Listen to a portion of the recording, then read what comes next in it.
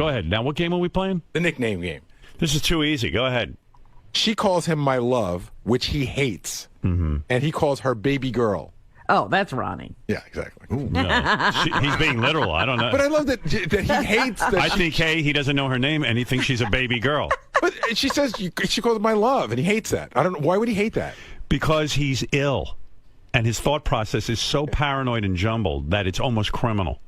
Like, he went berserk yesterday because, right? I bet you he had a fight with her last night. You should go to wrap-up show, Howard. Yeah. Him and Lieberman really... I thought... I couldn't tell, but he's very upset with Lieberman. In his mind, Lieberman has crossed a line because he talks to his girlfriend. He is the Taliban. No, Ronnie should have been like like a mafia guy. That's how they think. They make these leaps. He broke in fact, Ronnie's exact words were Lieberman broke the man code. Ronnie doesn't know anything about the man code. There is no man code. It's the Ronnie code. Right. Where is that? Gary, page 2. Yeah. Ronnie's thought process is so jumbled that sometimes I have to sit him down and actually explain the world. Can you really call it a thought process? Oh, okay, fair enough. What page? I mean, what Ronnie... There's a bunch of Ronnie. Which one? Let me see. 3, 4, or 5? John? Ronnie thinks Lieberman wants to bang Stephanie. Well, you can play them all. Start with that one. Should John have come to you and said, Ronnie, I want to let you know Stephanie and I talk, and these are some of the topics we discuss? He shouldn't be, there's no reason for me to be in his mouth with my girlfriend. You know what I'm saying? Wait, that's like, you've spoken to my girlfriend about me before, correct? No, she spoke to me about you. You've spoken together. I didn't bring it up. It's like arguing with a plant. There's no arguing with him. His thought process is so paranoid. You know, whenever we do the psychological test, Ronnie's almost like a mass murderer. What did they say about him? Well, they always say he's paranoid. Paranoid, and it's just weird. His whole thought. Like what did John do? Talk to his girlfriend? Yeah, it seemed to me like to not be a big deal. Like they had a discussion. Oh, I guarantee you Ronnie went home and started one of his freaky thought processes with that girlfriend. Well, I think there was probably somebody got a talking to last night, is my guess, and it wasn't pleasant. If she's lucky, Ronnie was so rude to her that she'll leave him. I didn't bring it up. I didn't bring it up either. We were chatting. It comes up. Yeah. You made it pretty clear how you wanted to fuck her a long time ago anyway when you were drunk, so let's get that clear. What? Let's get that out on the table. I mean, you want to go there, we'll go there. Go where? Where are we going? That's an expression Ronnie heard. I forget who used to say, you want to go there, we'll go there. But all this is like what Ronnie hears guys saying. Yeah, it's almost, now that I'm listening to it, it is like talking to the Godfather. Yeah. That's a big wrap-up show thing, by the way. You want to go down that road? You want to go down that road? Yeah, and no one ever does. Right. No, it's clear. I mean, it was clear. It's not clear. Yeah, okay, it's very clear, but okay. I can't be friendly with your girlfriend? I didn't say that. There's nothing wrong And with I've been nothing but nice to your girlfriend. Okay. Correct? Yeah, sure. No, correct. Correct. Tell the group. Sure. No, Yeah, you want to correct. go there? Tell the group. I'm telling I've you. helped her with some opportunities. I've Right. been very nice to Yeah. her. And it's not because I want to sleep with her. Okay. All right. What? Whatever you say. Clip 4 is the one to go with. This is where Ronnie really lets him have it. This is where they go there? Well, Ronnie calls him a bunch of names. You're so infatuated with me and what's going on with my life, I guess, that you have to know what's going I'm on. infatuated with you. I'm making you have to small sit there- talk with small your talk. girlfriend. No, I'm small, Don't make small talk with Ronnie or his girlfriend. Because Ronnie will misconstrue it. I know that about Ron. I love him, but I know how to handle him. It's like, Obviously, Jon Leiberman doesn't. No one really. You got to really spend time with Ronnie to know how to handle him. talking about me behind my... No, that's not being a reporter when you're out at a social event or in a restaurant. Small talking? Or a restaurant for me. You're not a fucking reporter. But obviously, now I do know that you are a fucking reporter all the time, and I will not talk to you about certain things. Did you cross a line here, John? Absolutely not. My point about 'Cause you're saying I'm a reporter you're a is fucking pussy. that we were... You're a fucking pussy by doing that. Okay? You break man code by doing shit like that. By talking You're like to a your woman. girlfriend I at told- an event? Dude. Oh, my God. Jeez, How long did and that go voice. on? Oh, and that voice. A bit of time. Yeah. Why doesn't he calm down at that block party? I mean, he gets on the air. Don't put him on the air today and tomorrow. I mean, listen to that voice. Well, we were saying everybody went to the block party. Right. And he's the one who came back sounding like that. Oh, every weekend. Shuli said that, and I give Ronnie credit for this because what is he, 60-something years old? Right. Shuli says he has endless energy. Yeah. And he says he just goes and never stops. Retard strength. And he just never stops. Yeah, but his voice does. So did he go home and yell at his girlfriend? I don't know. Ronnie, you out here? Downstairs. Might be doing something. Yeah, avoiding you. Avoiding me. Ron, real quick, did you beat your girlfriend when you got home? What? Wait a second. Sorry. Go ahead. No, I didn't beat my girlfriend. No? Everything all right on that front? Yeah. I found out Lieberman was like trying to get to my fucking head, supposedly. So you had to talk with her? No, I asked her what happened. Right. And she said she never really said any of that shit to him, that he was fucking just trying to get to me. But, you know. And he did. He wants to be a washwoman. It's okay with me. How did you discipline her? I didn't. Stop it. I love he's the calm Ronnie. Calm Ronnie. No, I didn't. Like you were all worked up. What did Lieberman do wrong? He spoke to her? He spoke to her, and she said that Ronnie's tired. Yeah, and that she needs a younger guy. You know. Here's Lieberman. Yeah. Lieberman. Lieberman always said he was speculating about the younger guy. What is that? I'm done with him. I don't want to talk to him. Oh my! He's an asshole. He really is an asshole. John, what did you do? I mean, what he did yesterday is the stupidest thing ever. Did he break the man? Trying to get to me like that, telling me lies like that. What lies did I tell you? She never said that, dude. She said on the air yesterday that No, she said that when she called in. No, she didn't. She didn't say that. She said I was tired. Yes, she And that she absolutely wanted did. a younger man. You fucking The idiot. younger man thing I was You're joking a about. fucking idiot. Go play with your own girlfriend. Don't worry about mine, okay? Well, don't call me a liar. I'm not You a liar. are a liar. And, You are and a fucking liar. don't call me any And more names. you're I a don't fucking liar. appreciate You're you a fucking on the liar. wrap-up show I don't give a personally shit. attacking me. That's right. Too bad, man.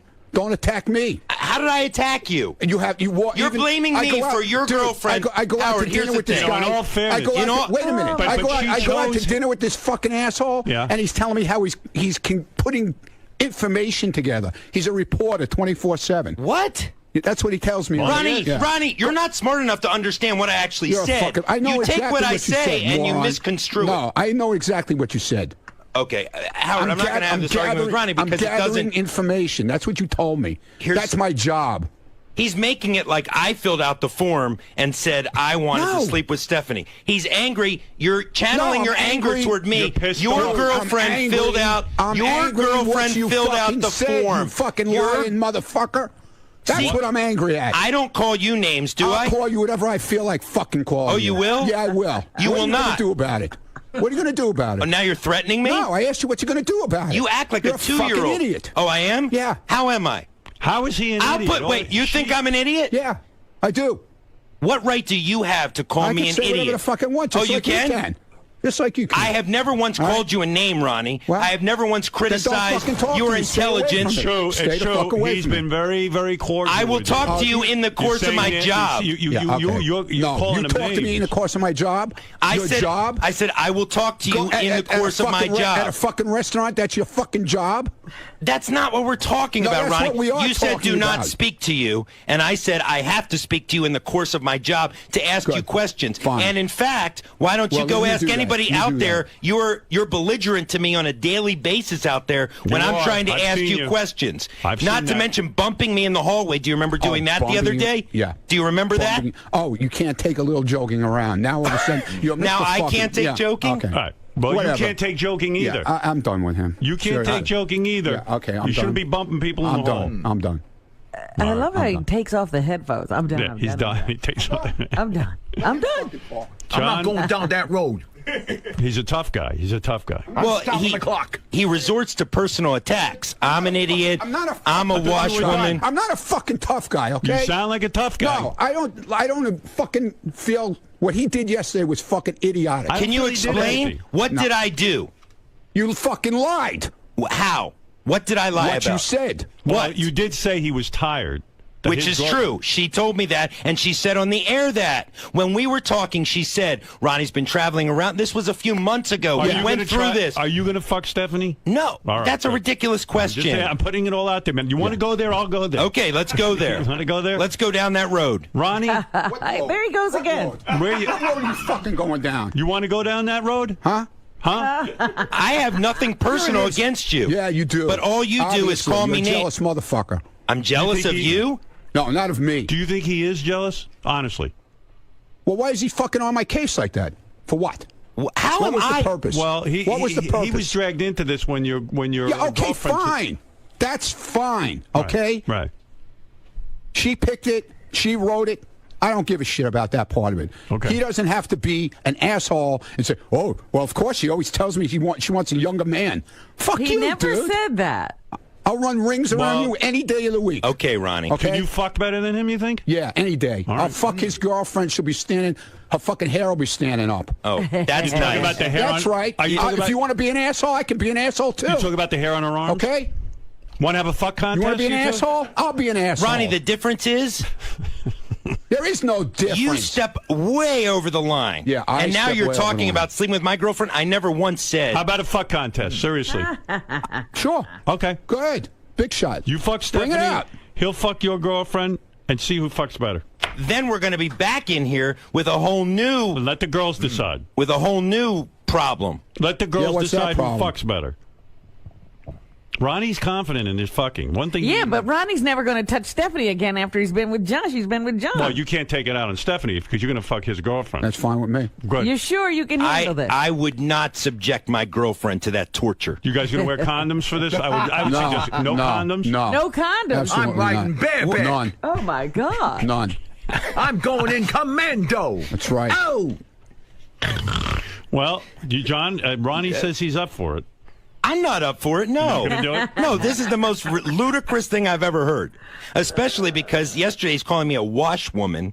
I mean, this is the thing. Ronnie can't argue rationally, so he resorts to just name calling. So yesterday he called me Well, idiot, washwoman, this That and shows that. limited arguing abilities. Limited intelligence, I would Right. say. Okay.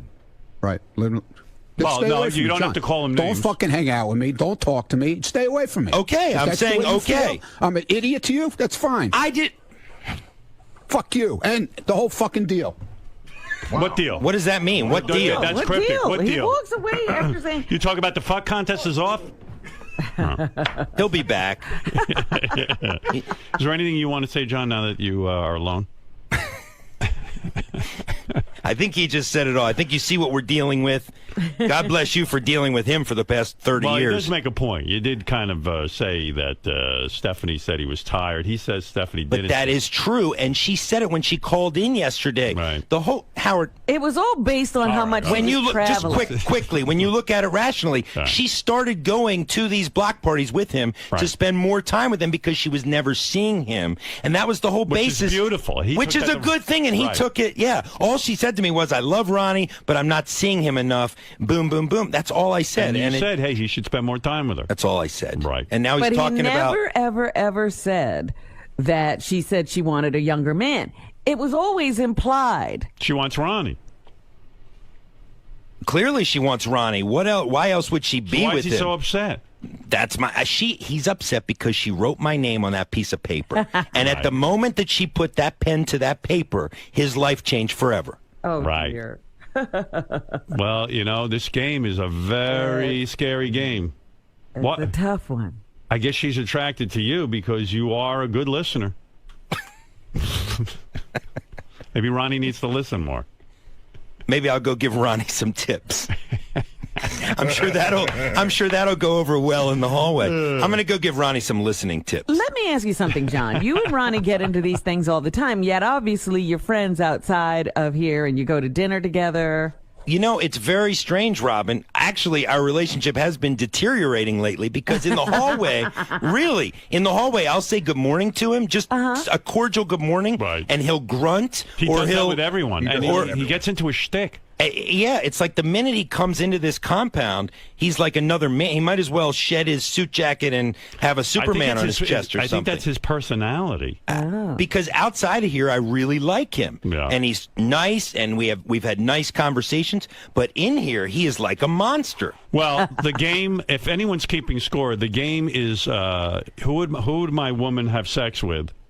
The game is 1-for-1 in fucking up relationships, so it's a good game, right, Robin? It's a very good game. Absolutely. Fireworks every All time right. the game is played. John, good for you. Playing the game well. Ronnie, can your relationship with Lieberman be restored? Where are you going? Ronnie, where are you going, man?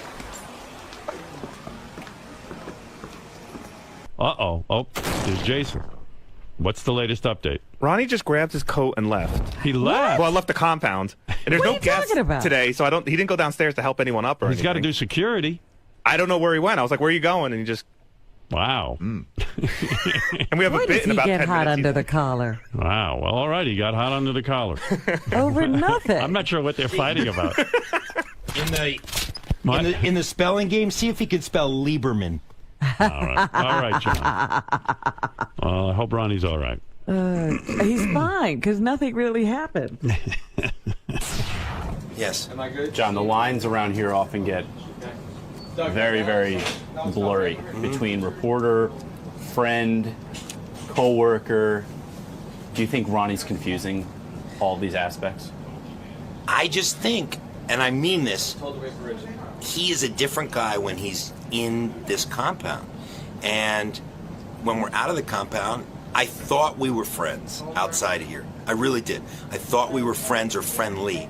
But lately, he's been a monster to deal with in here, and now he's calling me a liar, and he resorts to these personal attacks. I've never once attacked him personally. And so, yeah, things get blurred around here.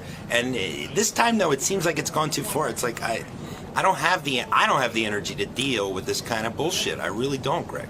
Why are you attacking Lieberman in this situation? What's really irking you? What do you mean? What aspect of it? Because it seems Made like up lies, okay, to get to me, okay? That's why. Can your relationship with John be Nah, I'm repaired? done with it. You don't need friends like him. I really don't care if you talk. I talk to him. I don't talk to him. I really don't give a shit. You know, he's all about work. Obviously, he says because when I confronted him about, you know, do you work 24/7? We went, you know, when you go out to dinner with me, obviously the conversations that you have with people, you know, are all news all the time, I guess. You know, so. The microphone is never turned off, No. in your opinion. He's gathering information. That was his answer to me. That's not a friend. I'm sorry. Robin, I hold in my hand an envelope, and this envelope contains, I don't know, about 10 envelopes. Ronnie went crazy. Jon Leiberman and Ronnie not talking to each other. Did Ronnie ever return to the compound, or is he still missing? Is he still MIA? I ran in here. I didn't see him come back yet. Wow. He's back. He's back? Where'd you go, Ron? I get my phone. What? Went to get my phone out of the car. Oh. I thought, like, John really got to you. All right, Ronnie and John went at it after this game yesterday. I don't know if we'll see the same fireworks. No, I think most of the people will have more of a sense of humor than Ronnie. All right, I'm holding in my hand the envelope. Let's see who it is. Jason. Anybody care about Jason Kaplan, or should I just rip this up? I care. Do you care who Jason's wife would fuck? I don't. I sort of do. All right. I also care who she wouldn't fuck. Do you want Jason to come in? Yeah. You know, I meant to tell you yesterday, we probably should have the wives on the phone when we do this. Wouldn't that be better? Okay. You know what I mean? All right, I'll get her on. I'll get her on right now. Nah. It's just we never know when we're going to do it, and everybody's wife is available at a different time. Right. Come on in. Do we care who your wife's going to fuck? I so don't care who your wife would want to fuck. Dude, I only played this game because Sal handed me the envelope. Who It's do up you to think she wants to fuck? Well, I think she likes, and it's somebody you don't really know that well, but Rob the cameraman. Yeah. Rob Martin, because I had a party a few months ago, and Yeah, that'll suck, because nobody knows Rob the camera guy. Yeah. but I don't know if that's true. Right. That's my guess. Who is she most likely not to fuck? And I hope it's not you. Oh, Who is it? Probably. Yeah. No, I think it's Ronnie. Ronnie? She is so, she listens to the show, but she never bothers me about it or texts me or anything like that. And when Right. Ronnie was doing his washing his ass out in the sink thing, Yeah. I got like, she's like, never have him over the house. It's gross. Yeah, a lot of women do think Ronnie's gross. And Sal would be my backup on that. 'Cause Okay. even though she likes Sal a lot. She would not want to fuck him. No, I don't think so. All right. Oh. Well, you were right about least wanting to fuck. Ronnie. Ronnie. Yeah, she's grossed out by it. Yeah, most women are. No, and I think she likes him as a person, but Yeah. Probably not. Let's be honest. Not after today. Not after today. All right. Ronnie sounds very secure. Who would she want to? Well, oddly enough, it is not Rob the camera guy. All right, is this somebody people will know? Somebody you know very well. I think you used to live with him. Oh, no. Will? Yeah, Will. Oh my goodness. She dreams of fucking Will. Yeah, I have to the say, whole time. Will's my bro. If she was gonna fuck somebody, I'd be proud for it to be Will. Yeah. Well, wow. What do you think of that, man? You're in the game, bro. You're in the game. I'll tap that ass. I'll give it to her. Have a party. Sounds like you're ready to tap any ass that walks around. Pretty much. That's You true. got the married man syndrome, man. We both That's all right. Yeah, well, we've been married. At the block party this weekend, Will and I went up on stage, and they told us 10 minutes beforehand, go up on stage and say something. So I just went up and talked about every woman here that I want to have sex with. Like, who do you want to have sex with? Oh my God, Teddy's girlfriend, or Teddy's wife, Poppy, Will's wife, Doug Goodstein's wife. John Belaris was there with like some Playboy model. You want to fuck her? Oh, I want to fuck her. Fuck John Belaris. I want to fuck Rob Martin's girlfriend. Wow. There's the list is just You got the endless. same disease, don't you? Absolutely. Yeah. It's bad, but what are you going to do? What are you going to do? Better not do anything. Exactly. Good point. Right. All right. Your wife, her phone went to voicemail just as well. Nobody cares about you and your wife. I do. Thank you. Actually. All right. Good. You did care. You liked it. Well, take care of it in your personal time. All right. That was a bust. I'm sorry, ladies and gentlemen. That concludes today's version of Who Would My Wife Want to Have Sex With? Thank you for playing Who Would My Woman Bang on the Howard Stern Show. There you go. Will, Jason. Yeah. Roommates. We share everything. Will's obviously known as the hot guy around here, but this runs a little You deeper. are, Carmel. Well, thanks. I mean, I wasn't going to say it myself, but anyway, let's get to it. Do you think this runs a little deeper because obviously Janice was over at your apartment together? Do you think she caught Will coming out? Are you starting to retrace your steps? Like Will coming out of the shower? He has nice legs, things like that. Do you think she was noticing things all the while? I didn't leave hair on the toilet seat like Jason, that type of stuff. Jason, who are you talking to, him? Yeah. Both of you guys. Girls. Did you notice anything? Like, and now are you retracing your steps? Like, was she checking Will out all the while? It's so funny because, I mean, obviously, Will's a very attractive guy, and girls like him all the time, but when I was going through the list in my head of who it would be, Will never popped in there, so it did come as a surprise. And, when we lived together, when Will and I lived together, I could, occasionally hear him having sex. And now I'm wondering, like, does she hear that? Is there something going on? She like, I never made those noises. I don't know. But in all honesty, I'm happy it's Will because it would gross me out if it was somebody else. I think the smartest thing in the world will be other guys here to have their wives sleep with me because nothing will have you go running back to your husband quicker. Good point. It's a Spend 30 seconds in a sack with me. In a way, you're a safeguard against cheating. I think if I'm everybody here, I'm praying my name is on that list. They get a little taste and they want no more. Gentlemen, thank you. You're very mature about this. Thank you. Very mature.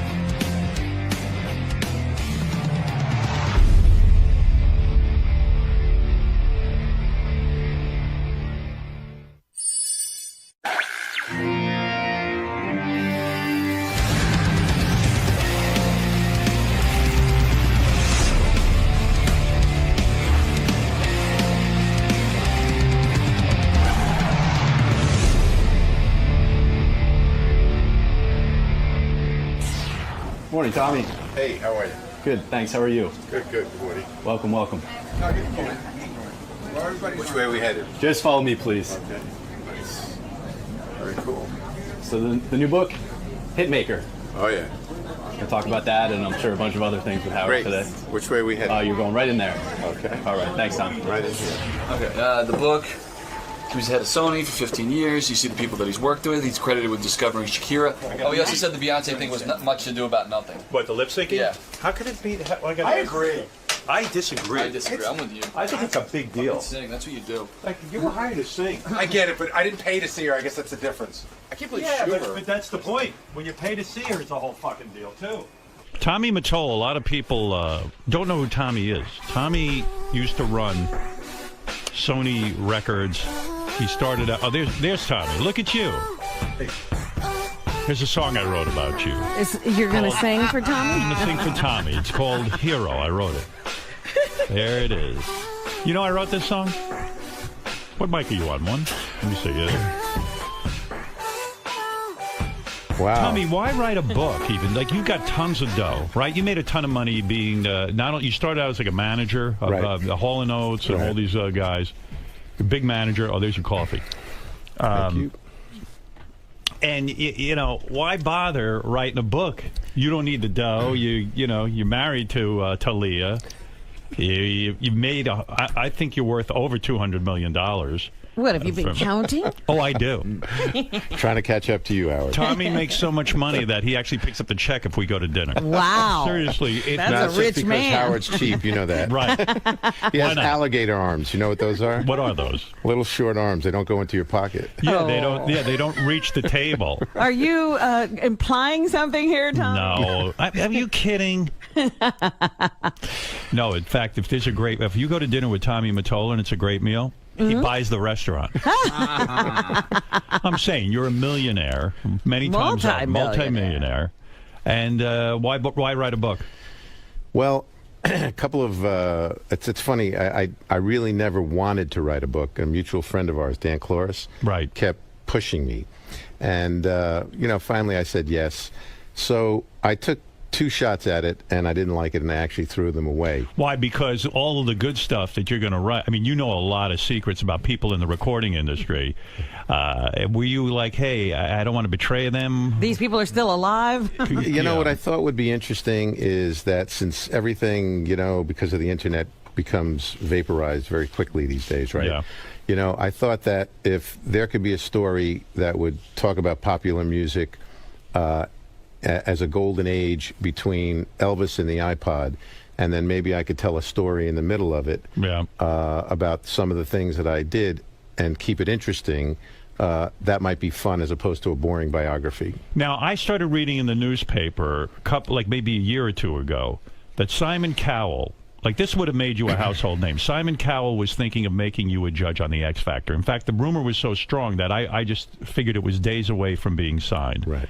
Is that something that would interest you, being a judge on a reality show? I've always seen myself as someone more behind the scenes as opposed to in front of the camera. Right. I was never really comfortable with that. But wouldn't that be the ultimate for you? Wouldn't that be appealing to you to be the famous guy now? Only if I could be on America's Got Talent with you. Well, yeah, of course. I mean, we definitely need a replacement for someone there. Someone there, yes. Right. But you know what? I actually think you would be a great judge because your whole job was judging talent. Absolutely.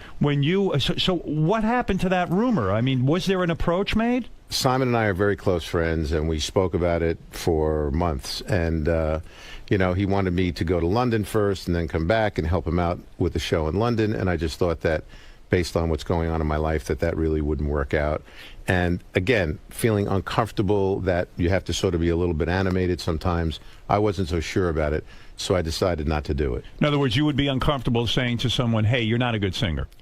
I wouldn't be uncomfortable with that. I just would not want to be not myself and have to be animated beyond, what my normal personality is. Yeah, in a sense that you're a pretty laid-back guy, you would have to sort of push some sort of agenda and a personality that maybe isn't in you. You're on TV. You don't want to see like a lump of, garbage sitting there. Right, and you could be a lump of garbage on TV and not pull it off. That might be cool, though. What, to see a lump of garbage on TV?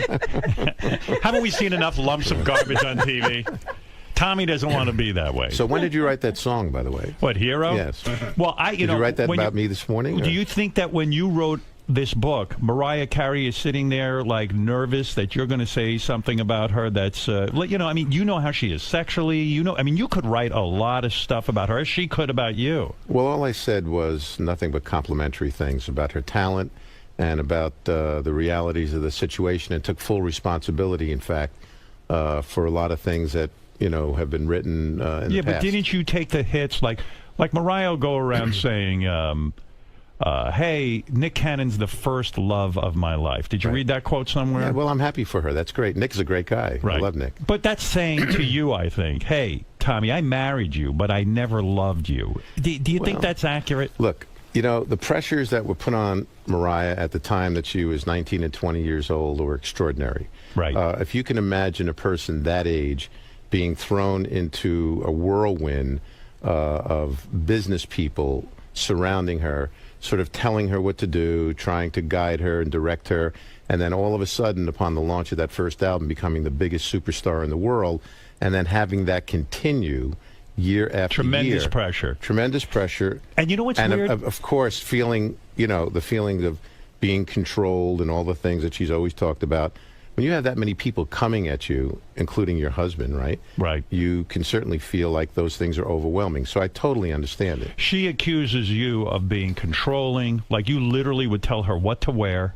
You would tell her what songs to sing. And in a sense, though, couldn't you make the argument that that's what made her successful? Having the president of the record company, a guy who had molded all these careers, taking that much interest in you. Yeah, you're a control freak, but is that so bad? Yeah, I think anything can be taken out of context. I didn't write the songs, first of all. She did. Right. I helped make the records. Okay, those records all became #1. But at making suggestions about what to wear after having the experience of all the things that you go through, right, and dealing with all of the artists that you deal with on that way, right. And if you have an upbringing that where there are no boundaries to begin with, and then people in your life, not only myself, but everybody surrounding you. Don't forget, this was a giant corporation. I had 14,000 people working there. Right. There were at least 50 people constantly dealing with all the stars. So all of this was coming at once. Yeah, but if you're the president of the record company, and I'm another artist, I'm not Mariah Carey, but I'm with Sony, I might have been like, you know what? Tommy's consumed with Mariah. I'm not getting his attention at all. I bet you there was a lot of jealousy back then. Like Cyndi Lauper, she's very critical of you because you didn't pay enough attention to her. I mean, you must have been getting that from all sides, being married to Mariah Carey. It's probably a recipe for disaster for you and for her. Well, let me go through the list just for a second, okay? I mean, if you want to deal with it just from the female diva point of view. Right. So there was Mariah. Right.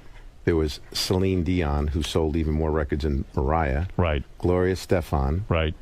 Barbara Streisand. Whoa. Beyonce. All at the same label. Jennifer Lopez and Shakira.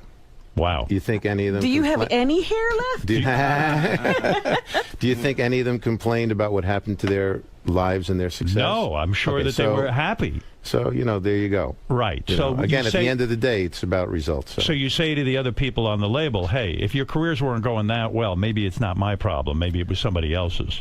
Listen, at the end of the day, the artists tend to always point the finger at the record company. Right. And there's nothing you can do about that. Does that drive you crazy? No, because it's part of the game. Yeah, but doesn't it drive you crazy when you busted your... I know if I was going to have a guy, if I was going to put out a record, I'd want you on my team because you are ruthless. Yeah. When you're into an artist... You have to be. Yeah. I mean, I know in your book you point out that, like, one time they wouldn't let Ricky Martin on some show.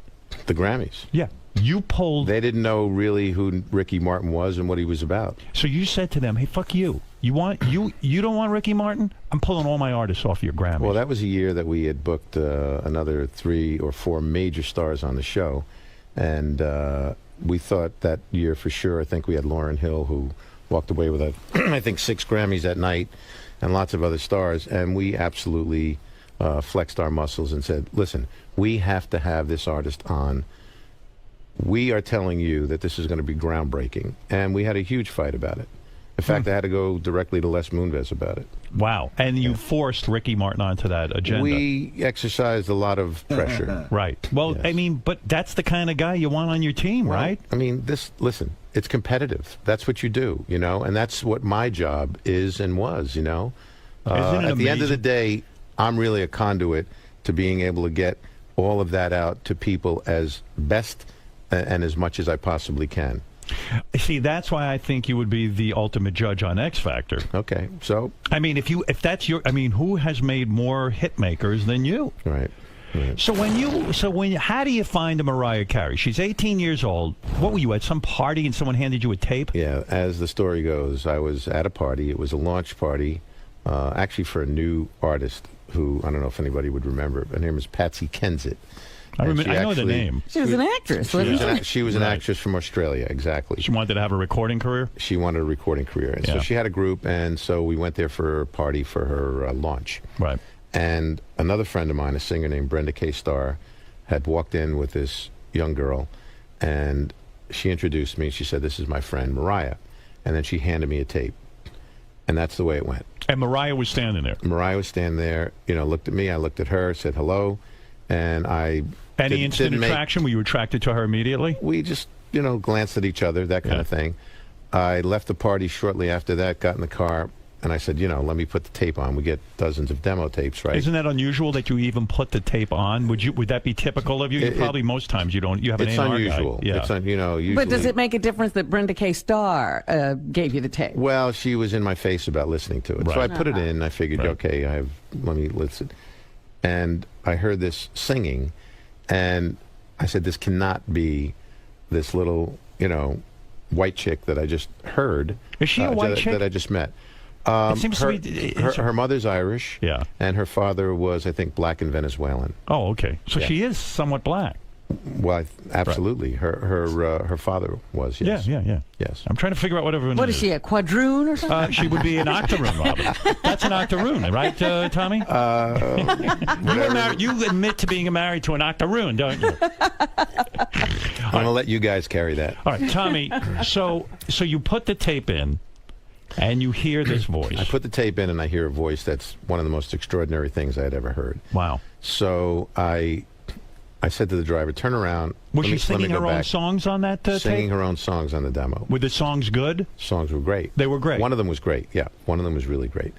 So, but the voice was outstanding. Right. Turn around, go back to the party. She wasn't there. Mm-hmm. So then I go crazy the next day or two trying to find her. You're yelling at people in your office, find that girl, like Cinderella. Exactly. Yeah, exactly. Right. And finally, we found her, and then she came up to the office with her mother, and point blank, we said, listen, we don't want you to leave the building. Go get a lawyer, and we'd like to sign you right away. Wow. Yeah, what a story. It was that simple. And there was another record company interested in her. They had offered her $20,000 to sign, right? Supposedly, yes. And you offered her $50,000 to sign. Well, it was more than that. So you got Mariah Carey for a song and a dance, right? I mean, Sony, how are you not still the president of Sony Records? I mean, you bring in Mariah Carey, you brought in Beyonce, you brought in all these artists. Right.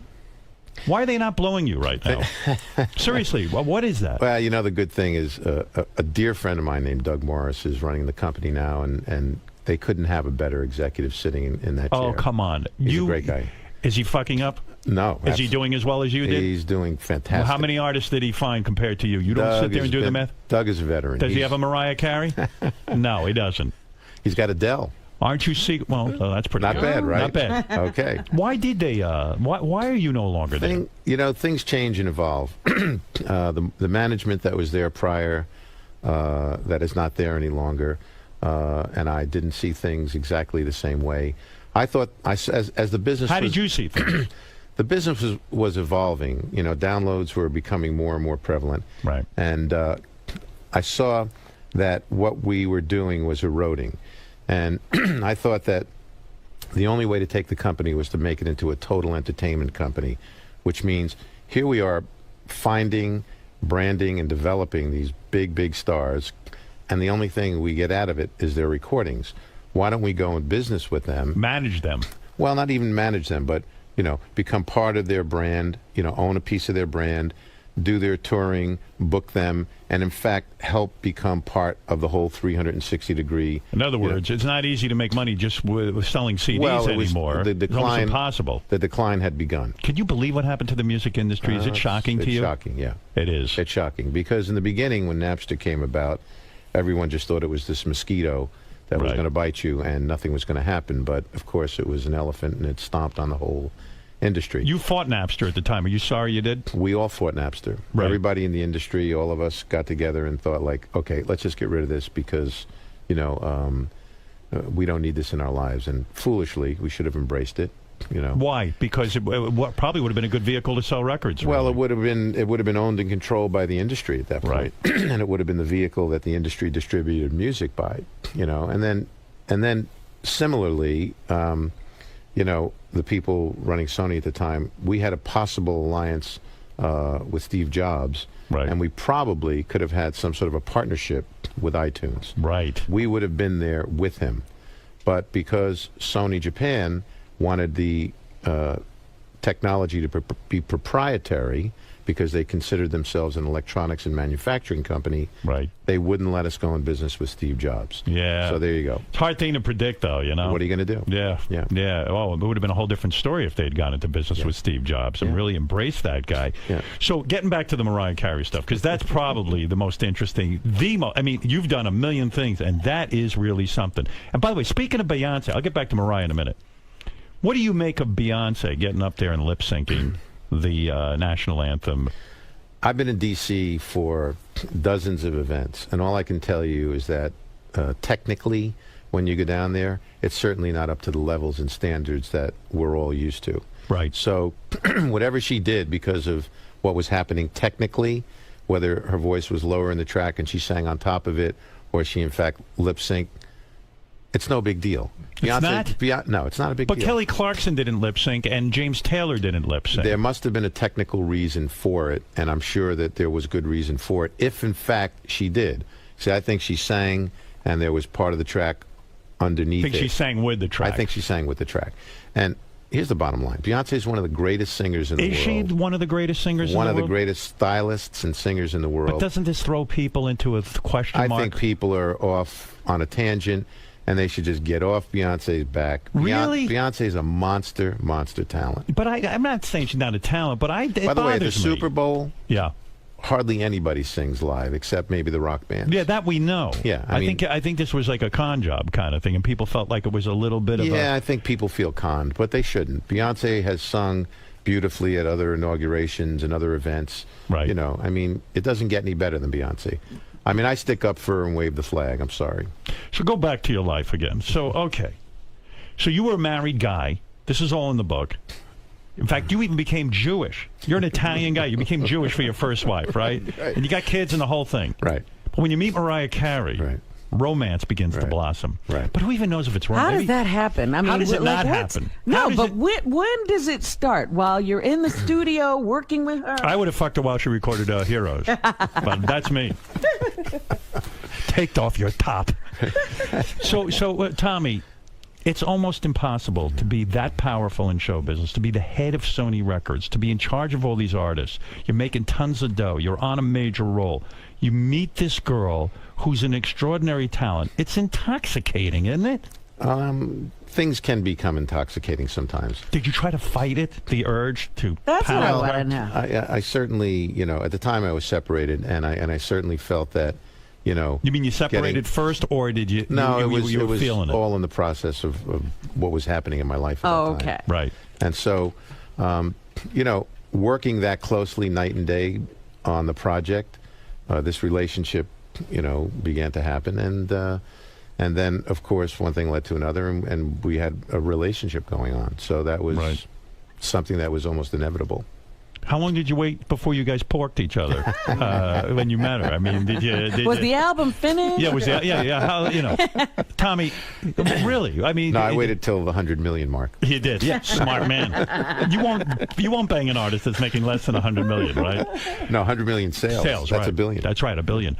Was it real love for you? Were you in love now that you look back on it and you look back on your life?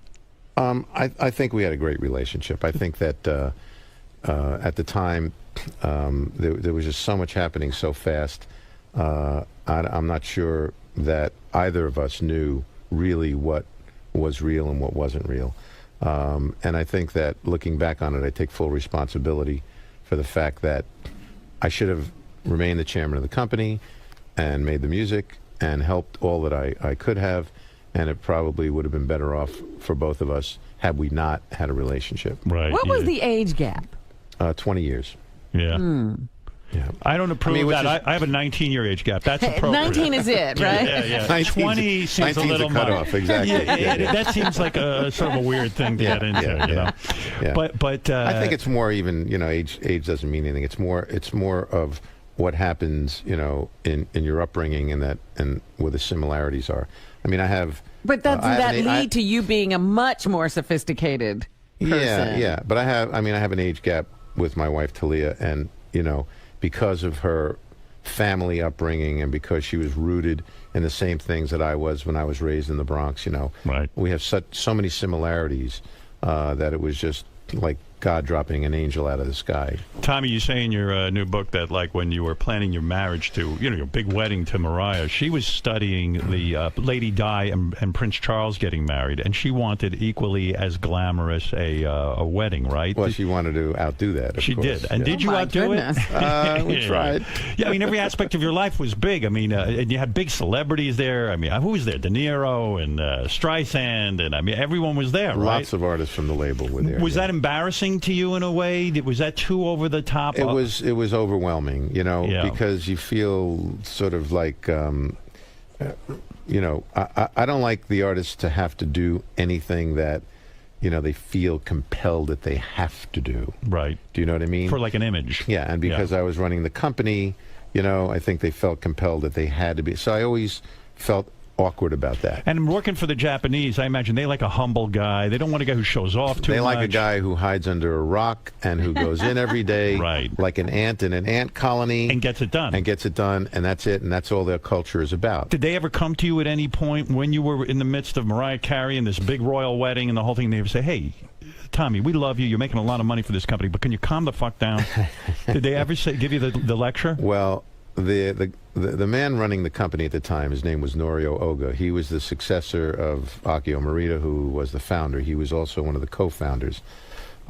He was a musician, right, and an opera singer, and he got commandeered by Morita to come into the company because he also was an engineer. Okay, so long story short, music was at in the root of his soul and his heart. So he appreciated everything that I did. Right. And he understood sort of, I guess, the emotions that go along with that. And we were wildly successful at the time as a company. So everybody sort of embraced it. And were they happy about it? I'm sure they were not. They were probably very uncomfortable about it. And they let it be known? They did not let it be known. Do you have to learn how to bow when you work for the Japanese? Do you bow when you meet your masters? I mean, seriously, do you have to, like, bow down and everything? You do a little bit of the formalities, yes. Yeah. I mean, I had to go to Japan quite often. I was there, like, every few months at one point. And do they teach you how to bow and stuff? I mean, seriously, you got to learn Japanese culture, right? They teach you how to, do all of those things. Yeah, well, I mean, you were tremendously successful for these What's guys. the protocol? I mean, do you bow lower to some people? Do people bow lower? I mean, I really, how do you get that down? Depends on how big and important they are. You worked with Hall & Oates, Bob Dylan, Michael Jackson. You say Michael Jackson is the greatest artist you ever worked with in terms of talent, raw talent, right? Michael Jackson certainly, he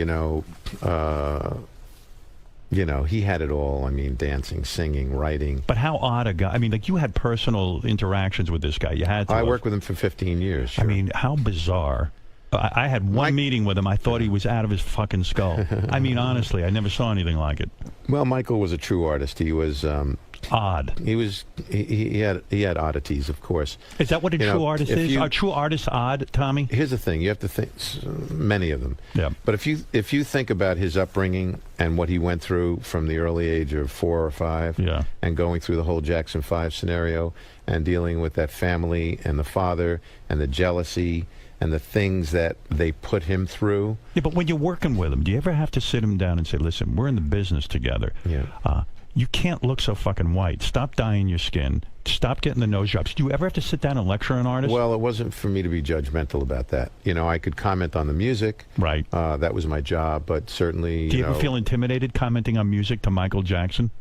Not really. No. You say, fuck it, that's my role.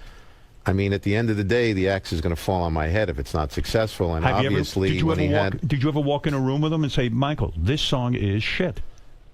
No. But what you would try to do is say, listen, you think this arrangement could be like this, or you think it could be changed like that, or what do you think about this song being the first single and not this one? And what if he says, no, fuck you, Tommy? Then we had his wish was our command. At the end of the day, you have to bow to him. At the end of the day, you're there to serve the artist. Right. Did you ever hear his real speaking voice? Tommy, I'm going to do something right now. I really talk like this. Right. All right? You want me to change my song? Fuck you. Yeah. I heard it many times, especially 3 a.m. sometimes when my phone would ring when I'd be sleeping. Unbelievable. And it would be, Mottola? Yeah. It's Michael. Of course, you think it's somebody pranking you at first. And you go like, what? So here you have ultimate respect for this guy. You guys make a lot of money together. And then you have this horrible falling out. Like he went public. Tommy Mottola is a piece of shit. Fuck him. The devil. Right. You ruined his... What album was it that he... Invincible. Invincible. Like Right. how much money did you pump into Invincible? Well, the recording costs were tens of millions of dollars. Which and is then insane, right? And then the marketing dollars were tens of millions on top of that. Invincible... The normal cost, expensive cost of recording an album would be $1 million. Yeah, I was going to say, what do you spend tens of millions of dollars on? What do you do when you start seeing millions of dollars? You know, going into Michael thought that everything bigger was better. Right. And, you know, he was allowed to do that. At But the end how of did the he day, spend $10 million? Yeah, I mean, what what did was he it? do? there would be 6 recording studios going at a time. Wow. In different parts of the country or different parts of the world, right? Multiple producers, multiple songwriters. There was one situation where I went to see him in Miami, and the whole studio was booked. And, you know, I walked in the studio, and no one was there. I walked through the rooms. Right. And the lights were on, but nobody was there. And then somebody told me he's out in the parking lot in a remote recording truck. Oh. So he preferred to sit in the truck and listen back as opposed to being in the studio. But, you know... What the hell? And ultimately... At the end of the day, you know... Ultimately, though, isn't he killing himself? Because that $10 million is going to be charged against his profits. It's all his money. Right. All of that was his money and his royalties. But he chose to spend it. So, you know, when it's Michael Jackson and the guy has that much success and that much talent, if he chooses as an adult man to spend and invest his money that way, you do everything you can to tell him that it's being extravagant and possibly wasteful. And if he doesn't want to hear it, then you go along with it and you do the best you can. Right. And when all this child stuff went down, where it was, you know, whether he's a pedophile or not, at some point, are you just pulling the hair out of your head? You're like, my God, this guy is a commodity. This is a guy, he's an artist, but Jesus Christ, at the end of the day, he's a money machine. And it looked like it was all going down the tubes. You were, and you have him signed to a contract. Right. What do you do? Well, look, we had to deal with all the fallout around that, and what our job was to support Michael, and that's what we did. I mean, what do you do when those kind of allegations are swirling around an artist? What do you do? How do you spring into action? We had our publicity machines out there supporting Michael and not being judgmental about anything. Did you ever feel? Well, did you ever feel? Well, maybe this guy is a pedophile, and I've got to maybe distance myself from him. No, I never distanced myself from Michael. Ever. You always believed in his innocence? I always believed in him as a person and as a talent. Did anybody? And I was never, truthfully, I was never judgmental about it because, you know, my feeling is unless you actually see something and see somebody, I don't care about hearsay. People have hearsay about everybody, about you, about me. Would you send your kids to his house? Hell no. Hell no. Hey, Robin. Good question. Let me tell you, Tommy's protective of his kids. I'll tell you a story real quick. I was at a party somewhere years ago. Tommy's daughter, one of his daughters, very, very beautiful girl, gorgeous girl, very, very attractive. A friend of mine started hitting on her. And I'm watching this whole thing go down. And I know Tommy's the father. When was this? I never told you this, did I? No. And I don't know. I look like maybe things could get romantic. I pulled my friend aside. I said, I'm gonna do you the biggest favor of your life. Tommy Mottola will kill you. Get away from her immediately. I don't approve of you being with her. So Tommy sure as hell is not going to approve of you. You know you're a lowlife. Who was the guy? I'm not going to say. Okay. I'm not going to say. Calling him a lowlife. No, I told him Tommy would never approve of you. I was honest with him. That's funny. And Tommy will beat you up. That's funny. And so just forget her. He goes, oh, she's really attractive. We're having a moment. Maybe I think she might be into me. I go, she's not into you. Where was this? Oh, my God. It was so many years ago. I'll call the guy and I'll find out. But I would never give you the name because you probably just haven't beaten up anyway. You know, you have a tough guy image. People think you're in the mafia. People think you have the ability to have people wiped out and killed. Where did all that come from? And maybe that's a good thing. I think you know, if you have a name that ends in a vowel, and if you're born in the Bronx and you come up, you know, the hard way, the way I did, and so many people do, people want to. I want that image. They stick that image. Well, you're like, they think you're like the chairman of Hadassah or something. Yeah. You know, Hey, by the way, you know, they're going to stick that on you. You know, I'm sure becoming Jewish must have ruined that image for a while. Baruch atah Adonai. Right. You really became Jewish. Did you keep a kosher house? Were you like? Why did you have to become Jewish when you married your first wife? It was the prerequisite to getting married. Oh, her father, her family said it. Right, But you were not a practicing Jew, were you? No, but No. I converted, Have you legitimately. converted back now that you're married to Talia? I converted back to, yes. Tommy Mottola is now married to a very successful recording artist in the Spanish market, Talia. Right. And she's very hot for me. But I can't act on it. Yeah. She loves me. Secretly. That's right. Are you happy now? But we love Beth, so... Yes. Are you happy now as a married man? I couldn't be happier, and really, I feel blessed. Finally, it took. I feel like it's been a long journey. Yeah.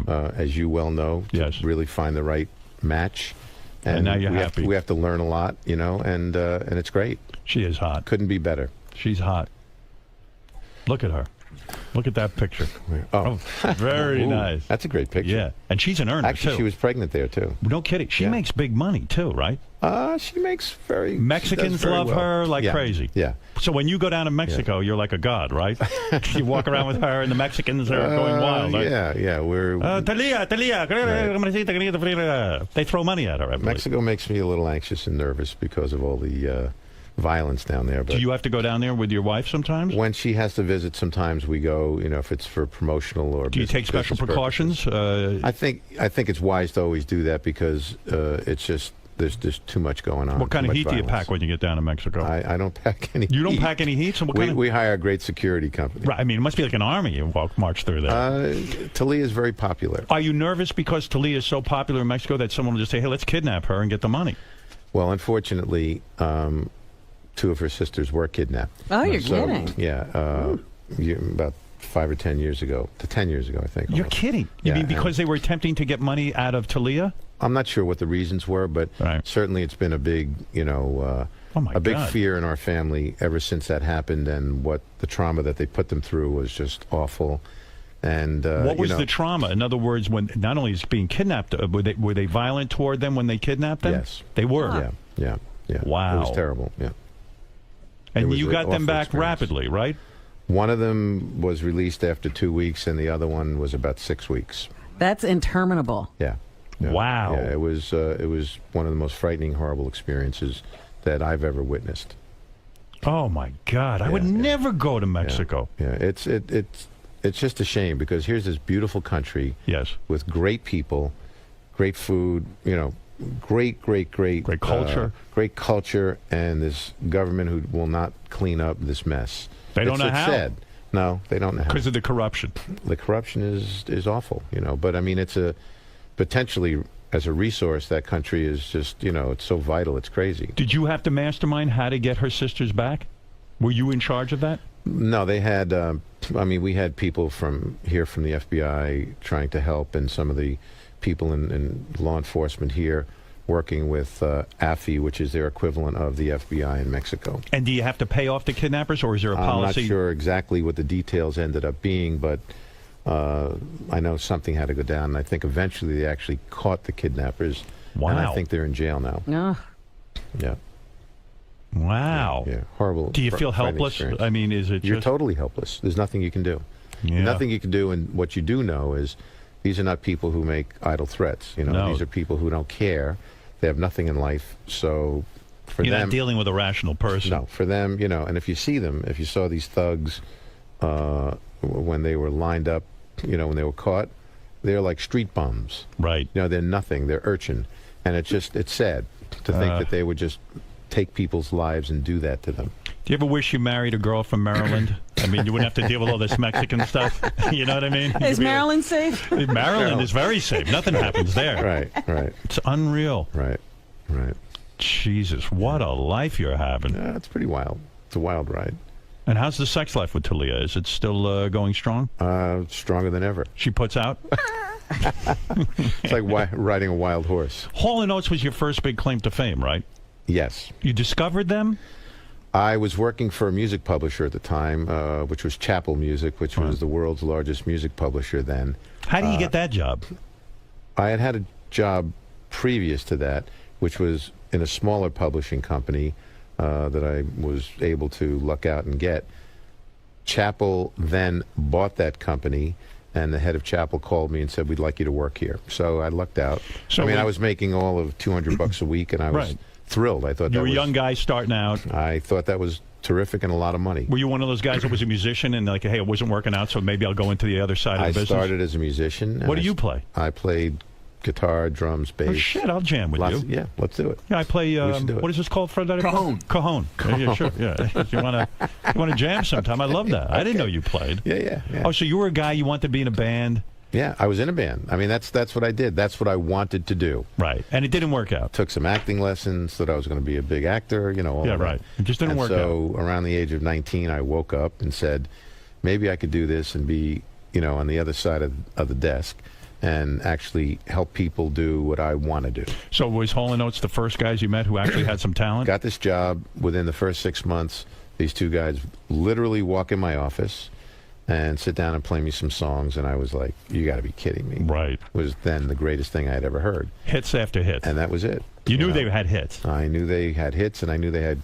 Daryl Hall's one of the greatest male singers in the world. Does it pain you that you're on the outs with those guys? The outs with who? Hall & Oates, are you? No, absolutely. I thought you were, because Hall & Oates.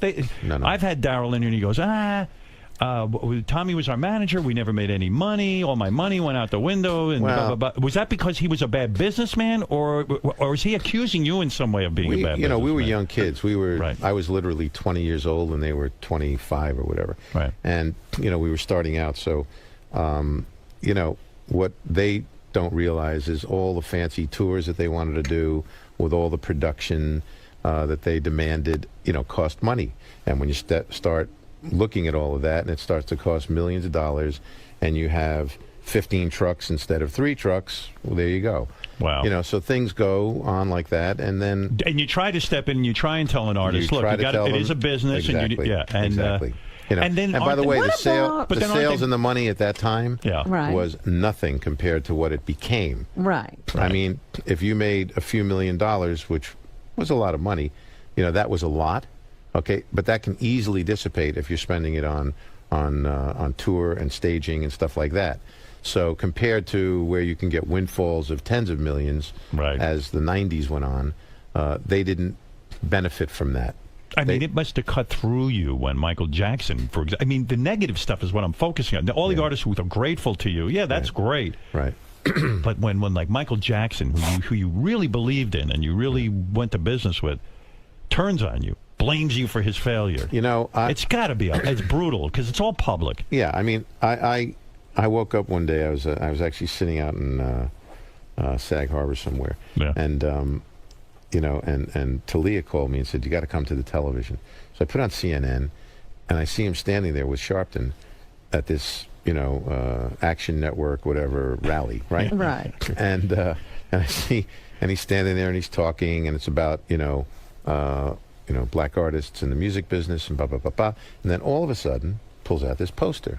And it's a picture of me with devil horns on my head, right? Oh, and I'm looking at this and I'm going, devil okay, now what? Then he says this and he says that and he says, you're the devil. I'm a devil, I'm a racist, I'm all of this stuff, right? And I'm looking, I'm going, you got to be kidding me, right? Now, we had released Invincible about a month prior to that. The single had come out probably a month prior to that. Right. Both of them were sort of uneventful compared to his former successes. So, and what had who else happened would he between that time with his career? Weren't all those allegations happening? Yeah, everything there was a lot converging. It was a perfect storm. Everything converged at once, and everything sort of fell on him. Tommy, was it a good record? It was an okay record. It was not nearly as good as some of his other records. What's the best record you were ever responsible for? I mean, what is the thing that you take the most pride in your career? You mean of any record? Any record that you put out when you were the president of that record company. Oh, there were so many. My God, I don't know. I mean, I had the privilege of, working with Billy and Bruce, who write and produce all their own music. I mean, being able to stand alongside those people and say, and have them play their new music for you. Yeah. The privilege and the honor of that, seriously, for me was, that was it. You miss running a record company? Not really, because I think the things that are going on now, it's almost like working up against, an avalanche. and working against the tide because of what's going on out there with sales. Yeah. You know, if you have a #1 record, you'll sell 100,000, which is like, okay, so. Yeah, like you look at an Adele now, like, who actually got lucky, not lucky, but sold a lot of records. So if you take a look at a guy, like even like Foo Fighters have a success. Right. They don't, like, the dollars they would have made. Exactly. Back in the day. Exactly. You know, I mean, it's the continuity and the consistency to develop artists is not the same because the economics will not allow it. Are you on good terms with Billy Joel now? Oh yeah, Billy. Are you? What about I Bruce? talked to Billy. Oh yeah, absolutely. All these guys. Yeah. We had dinner with Billy. I know. Yeah. I'm In fact, we'll probably see him next week. We are going to see him next week. Yeah. See, look at me, Robin. Are you two a couple now? Oh, I go to dinner with Tommy all the time. Tommy and I have fun, and Howard Tommy has the best wine. That's right. Because you know what? Tommy gives it to me. Exactly. Oh, my I make sure this way. It's yeah. I why don't not? blame you. He came on my ass. He goes, "Here, why don't you serve this?" Too much. And Tommy wears his horns at dinner. Is that right? He brings them out. Only at Howard's right. house. Hey, how did you remember? Of course, you remember. Michael Jackson owned the Beatles catalog, a lot of the Beatles music, a lot of the publishing. Yeah. So then when he got into financial trouble, you wisely went into business with him and said, hey, I'd like to, Sony would like to. The way the story goes is we helped finance the purchase of that catalog for him. Brilliant, right? Right from the get-go. Right. Which we bought for $90 million, which was a joke. Right. It's worth $1 billion plus. So, and then as things went on... Why did Michael Jackson need you to help him finance that? Is it because he was going through his own money so quickly? He was going through his own money, and rather than go to a bank, which would have, charged him handsomely for the money, we worked out an arrangement that was much more, in his favor. So in other words, we were in business with Michael, so Michael was, his revenues were large enough for us to be able to say, okay, look, we can absorb this investment, and maybe you'll give us an extra album for it. Right. You know what I mean? So it was easy for him to do with us, and so in he other didn't words, get tagged for a huge interest fee. Let me understand this. I'm Michael Jackson. I get it in my head. I want to own publishing of the Beatles. I hear it's available for $90 million. I go to Sony. I say, hey, you know what? Why don't you guys put up the $90 million? Right. I'll give you a little action on the deal, and also I'll give you another album. Right. Wow. Yeah. Do you have to go to Japan and say, hey, look, I'm about to enter into a $90 million deal? No, I think that deal was under our approval. You greenlit that. Don't you shit your pants when you greenlight a $90 million deal? Not if I think it's the right deal to do. I mean, there were lots of big deals that we did. Does McCartney have a problem with you because you were part of owning that catalog? I don't think so. You want me to say something to him? Is that what you're asking me to do right now? The book is called, what a fascinating life it is. Tommy Mottola's book is called Hitmaker. The Man and His Music is in stores now. This is some book. This is some life. Imagine all the shit he left out of the book. Oh, he still got we could wring him out and get a lot more. Was there a That'll book? Be in the movie. Was there a book when you were writing this book? Were there stories that someone said to you, "Hey, you cannot put this in because you'll be sued, or it'll open up a can of worms"? My mother once said something to me: "If you don't have anything nice to say about somebody, don't say anything at all." So, within reason, you tell the stories as they are, and really, it's much more about music and the things that happen in that time period.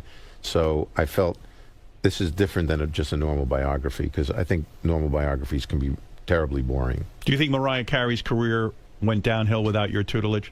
Like, in other words, did she fuck up without you? I think Mariah is one of the most talented people that I've ever met. I think that her voice and her singing and her artistry and her writing will always be there, and she'll always, she's made her lasting imprint forever on the public, and she'll always be a star. Does she need you? Does she need you to manage her career right now? And would you have allowed her to do American Idol? American Idol is a great show. I mean, I'm great friends with all those people, and Randy certainly, and Simon Fuller. Right. I think that it could be a great platform like it was for Jennifer Lopez, which sort of in a lot of ways jump-started everything again for her. Right. You know, in every way, whether it's movies or branding opportunities. Yeah, but aren't you being diplomatic now? In fact, when you were her husband... I'm being terribly diplomatic, Yes, and that's the Has way her I'm going career to be. been mismanaged since she left you? Should I hide a tape recorder at this dinner I'm going to have with you? And should I really ask you about Mariah and then play it back on the air? Would you give me permission What to has do that? happened, really? No, but in all seriousness, Yeah. isn't it true? She wanted to move more into sort of the hip-hop area, and you said to her, I want you singing ballads. I want you doing songs like Hero. This is what... You even say that in the book. I think that, you know, that she absolutely gravitated more towards the hip-hop music. But, you know, she had... But you knew it wasn't for her. Well, no, it absolutely was for her, because hits like Fantasy and Always Be My Baby, those were great hip-hop records. Right. So there was nothing, absolutely nothing that I could say that direction did except help her. I just think that artists evolve, you know what I mean? And they evolve the way they want.